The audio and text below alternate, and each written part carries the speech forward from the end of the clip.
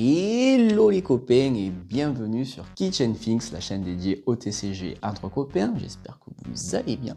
Moi ça va super bien. Aujourd'hui, petite vidéo destinée aux curieux, aux petits néophytes qui aimeraient s'initier, se mettre à Flesh and Blood. Je vais tout simplement essayer de vous expliquer les bases du jeu, les règles, en quelques minutes et le plus simplement possible. Rien d'insurmontable. La preuve, même moi j'arrive à y jouer. Pour les besoins de la vidéo, je vais m'appuyer sur le contenu de cette petite boîte. Qu'est-ce que c'est? C'est un deck First Strike. C'est un préconstruit qui va coûter une douzaine d'euros environ. C'est spécialement conçu pour les nouveaux joueurs. À l'intérieur, vous allez trouver tout ce qu'il vous faut pour vous lancer. Et c'est même un très bon investissement puisque le personnage qui est là-dessus, Aurora, eh bien, voit du jeu sur la scène compétitive de Flesh and Blood et de nombreuses cartes qui sont là-dedans constituent les meilleurs decks des plus gros tournois de Flesh and Blood du monde. Donc, bon investissement. Pourquoi hésiter en fait? Avant d'aller plus loin, mon ami, je t'invite, si ce n'est pas déjà fait, à soutenir la chaîne. Pouce bleu, partage, abonnement, c'est gratuit, ça fait plaisir, ça met en avant la chaîne et ça montre que je fais malgré tout du bon boulot. Je t'invite également à me soutenir sur les réseaux sociaux, donc Instagram, TikTok et oui, Kitchen Things est vraiment partout. Mais en attendant, mon ami, je te retiens pas plus, je te laisse à ta vidéo. Bon visionnage. Flesh and Blood est un TCG, donc un jeu de cartes à collectionner où le joueur va pouvoir incarner un des nombreux héros disponibles. Ces héros sont divisés en classes bien connues des univers fantasy ou JDR. On retrouve donc des guerriers, des sorciers, des assassins, des gardiens et j'en passe, chaque classe avec ses propres particularités qui vont bien sûr orienter notre gameplay. On va faire nos premiers pas avec Aurora qui elle appartient à la classe des lames runes ou runeblade en anglais comme vous préférez. Elle possède en plus ce qu'on appelle un talent, dans ce cas le talent élémentaire, et on voit qu'elle est affiliée à l'élément de la foudre. Ça veut dire que votre deck va pouvoir contenir des cartes lame rune, des cartes élémentaires, des cartes foudre, mais aussi des cartes dites génériques, donc jouables dans n'importe quelle classe. Dans ce préconstruit First Strike, Aurora a un sous-type jeune. Ce sous-type va déterminer le format dans lequel vous pourrez jouer le héros. Jeune va être destiné au format limité comme le CD ou le draft, mais aussi le Blitz, format qui se veut plus rapide et casual. La version adulte, elle, sera jouable en classique Constructed, donc le format compétitif et préférentiel du jeu. Votre héros va avoir deux stats très importantes en bas de sa carte. À gauche, l'intellect, c'est ce qui va déterminer la taille de votre main, et à droite, ça sera ses points de vie. Vous l'aurez compris, le but étant de faire tomber ceux du héros adverse à 0. Contrairement à de nombreux TCG où l'on devient de plus en plus fort au fil des tours en accumulant ressources et créatures, dans Flesh and Blood, on commence la partie au top de notre potentiel et on va s'affaiblir, s'essouffler au fur et à mesure que la partie avance, comme dans un vrai combat au final. Votre héros arrive donc sur le champ de bataille prêt à en découdre avec des équipements et des armes.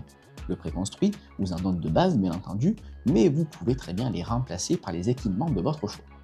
Vos armes et équipements débutent directement en jeu dans les zones dédiées, ils ne sont pas dans votre deck. Aurora se battra avec son épée à deux mains appelée Chute d'étoile ou Starfall. Les équipements sont répartis, eux, en 4 zones. L'équipement de tête, qui en général influe sur l'intellect ou la pioche. Les équipements de torse, qui eux vont influer généralement sur les ressources. Les équipements de bras, qui eux vont influer sur la force. Et enfin les équipements de jambes, qui eux influent en général sur les points d'action. Maintenant que votre héros est armé et équipé, mélangez votre deck et piochez autant de cartes que son intellect. Ça y est, vous allez enfin pouvoir commencer votre partie. Du coup, voyons maintenant comment utiliser nos cartes. Dans Flesh and Blood, une seule et même carte va pouvoir remplir plusieurs fonctions. Vous allez pouvoir l'utiliser pour créer des ressources, vous allez pouvoir attaquer avec, ou vous allez pouvoir tout simplement défendre avec. Prenons l'exemple de Even's Claw. En haut à droite, nous avons son coup. Il nous faudra donc une ressource pour la jouer. Afin de gagner des ressources, nous allons devoir pitcher une autre carte depuis notre main, c'est-à-dire la défausser dans la zone de pitch, une zone spécifique à gauche de notre deck. La valeur de pitch d'une carte est représentée en haut à gauche. Une fois pitchée, elle va générer autant de ressources que de cercles rouges présents. Cette version de Even's Claw va nous donner une seule ressource si pitchée. La valeur de pitch d'une carte est également indiquée par une bande de couleurs en haut de la carte. Les cartes rouges, comme celle-ci, pitchent pour une ressource, les jaunes pour 2 et les bleus pour 3. La plupart des cartes de Flesh and Blood se déclinent justement en 3 versions, une pour chaque couleur. Evans Claw en rouge ne produira qu'une seule ressource si pitché, mais va attaquer pour 5. La version jaune donnera 2 ressources, mais tapera un poil moins fort pour 4. Et enfin, la version bleue générera bien 3 ressources, mais pour une force de frappe bien plus réduite si utilisée pour attaquer. En bas à gauche, on a donc la valeur d'attaque de notre carte. Et en bas à droite, sa valeur si utilisée pour défendre. Cette version de Evans Claw nous coûte donc une ressource à jouer, pitch pour 1, attaque pour 5 ou alors défend pour 3. Vous remarquerez en bas de la carte que Evans Claw est une action d'attaque. Afin de jouer une carte action d'attaque ou activer une capacité avec le mot-clé action, vous allez devoir utiliser ce qu'on appelle un point d'action. Chaque joueur commence son tour avec un seul point d'action. Mais de nombreuses actions dans le jeu ont le mot-clé Go Again ou encore une fois en français, qui vous redonne un point d'action pour continuer à jouer. Attention tout de même, car si vous n'utilisez pas votre point d'action, il sera perdu à la fin du tour. Les actions d'attaque sont le type de carte le plus commun dans votre deck. C'est ce qui va vous permettre de proposer des attaques et faire des dégâts aux héros adverses. Les actions de non-attaque, elles, sont tout simplement des actions qui n'engendreront bien pas d'attaque. Attention, elles utilisent également votre point d'action. Certaines vont par exemple booster votre prochaine attaque, lui donner Go Again, vous faire piocher ou même créer des jetons. Voyons ça avec un exemple. Je commence mon tour avec un point d'action et je vais jouer Sizzle. Elle coûte 0 ressources, donc pas besoin de pitcher. Attention, vous ne pouvez pas pitcher de cartes comme ça sans raison. Il vous faut impérativement un coût à payer. Sizzle me dit que ce tour-ci, ma prochaine attaque foudre ou élémentaire gagnera plus 3 de valeur d'attaque. Go Again, donc je récupère mon point d'action. Je peux donc rejouer. Je vais proposer cette fois-ci une action d'attaque avec Fry. Elle coûte 0 également. Vous verrez que Aurora est un deck très agressif, la plupart des cartes coûtent 0 en ressources. Les attaques vont dans ce qu'on appelle la chaîne de combat. Chaque attaque effectuée dans un seul et même tour constituant un maillon de cette chaîne. Fry sera donc le premier maillon de cette chaîne. Fry arrive de base avec une valeur d'attaque de 3. Elle sera boostée par Sizzle. Je vais donc proposer à mon adversaire 6 dégâts. Mon adversaire va pouvoir maintenant se défendre en bloquant avec n'importe quel nombre de cartes de sa main. Vous ne devez payer aucun coût pour défendre avec une carte. Votre adversaire va aussi pouvoir défendre avec ses équipements qui en contrepartie vont s'affaiblir, voire même casser pour certains. Une fois que les blocs sont déclarés, on passe à la phase de réaction. En réponse à ces défenses, je peux jouer ce qu'on appelle une réaction d'attaque. Ces cartes ne consomment aucun point d'action, même s'il vous faudra bien entendu payer leur coût en ressources. Ces cartes permettent de booster votre attaque ou même de donner des effets supplémentaires à votre attaque. Si vous jouez une attaque-réaction ou passez tout simplement la priorité, votre adversaire pourra lui aussi réagir, mais cette fois-ci avec une réaction de défense. Même paramètre qu'une réaction d'attaque, mais cette fois-ci à vocation défensive. Si votre adversaire en joue une, vous pourrez répondre à nouveau avec une autre réaction d'attaque et ainsi de suite, jusqu'à ce que les deux joueurs se redonnent la priorité. Attention à un dernier type de carte, les instantanées. Elles ne nécessitent aucun point d'action et peuvent être jouées à n'importe quel moment où vous avez la priorité, aussi bien pendant votre tour que celui de l'adversaire. Elles ont le défaut de ne pas bloquer, mais donnent des avantages divers comme des boosts ou du gain de vie avec un effet de surprise non négligeable. Revenons à notre situation. Mon adversaire a déclaré ses blocs. Je n'ai pas de réaction d'attaque ou instantanée à proposer, je lui rends donc la priorité. Il n'a pas de réaction de défense non plus, on sait tous les deux passer la priorité, on passe donc au calcul des dégâts. J'ai proposé 6 dégâts, il bloque pour 5, il prendra donc 1 dégât.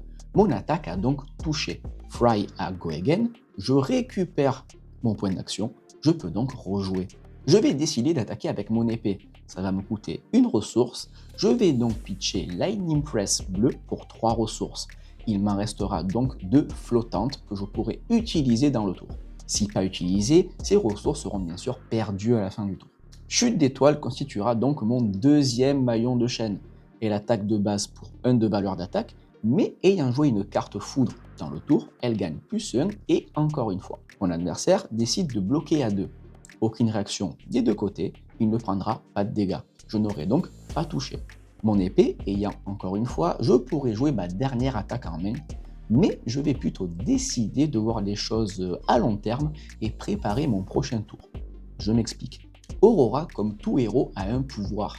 En instantané, donc pas de point d'action nécessaire, je peux payer 2 ressources et si j'ai joué une carte foudre dans le tour, ce qui a été le cas, je peux créer un jeton incarnation de la foudre qui dit que lorsque je vais jouer une action d'attaque, ce jeton sera détruit et l'attaque gagnera encore une fois. Et ça tombe bien puisqu'on avait justement 2 ressources flottantes. Je clôture ma chaîne de combat. Toutes les cartes sur celle-ci vont en zone de défausse qui se trouve au-dessus de notre deck. N'ayant plus d'action à faire, on passe à l'étape de fin. Les cartes en zone de pitch retournent elles en dessous de votre deck dans l'ordre de votre choix. Et oui, selon les parties, vous ferez le tour de votre deck et vous serez amené à revoir ces cartes. Donc gardez ça en tête lorsque vous pitchez vos cartes. Certains héros, à l'inverse d'Aurora, aiment défendre et temporiser. Ils vont du coup chercher à tirer profit de cette mécanique pour avoir l'avantage dans les parties les plus longues. Maintenant, s'il vous reste une carte en main, ce qui est le cas dans cet exemple, je peux décider de la poser face cachée dans l'emplacement sous mon héros, emplacement appelé Arsenal. L'arsenal me permet en quelque sorte de garder une carte supplémentaire pour plus tard que je pourrai jouer le moment venu. Chaque joueur ne dispose que d'une seule zone d'arsenal et la seule façon de la libérer, eh bien c'est tout simplement en jouant la carte, on ne peut pas la remplacer. Les cartes en arsenal peuvent être uniquement jouées, on ne peut donc pas s'en servir pour pitcher ou défendre. Les réactions de défense fonctionnent cela dit puisque techniquement on les joue en payant leur coût. Dernière étape, on repioche des cartes de notre deck jusqu'à arriver à l'intellect de notre héros, donc 4 pour nous. Attention, l'intellect de votre héros n'est pas une limite. Si en fin de tour vous avez plus de cartes que votre intellect, vous n'aurez pas à défausser, rassurez-vous. Dernier point qui a son importance, à l'exception du premier tour qu'on appelle le tour 0, il n'y a que le joueur actif qui repioche. Le joueur qui a défendu ne repioche pas et devra attendre la fin de son propre tour pour repiocher.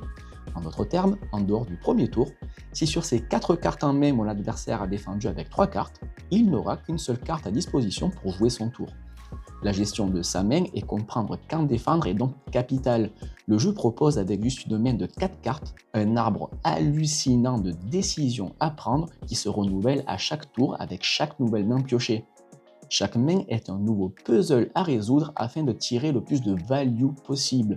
Flesh and Blood récompense le joueur qui prendra les meilleures décisions au cours d'une partie. À vous donc de faire les meilleurs choix, le destin de votre héros est littéralement entre vos mains.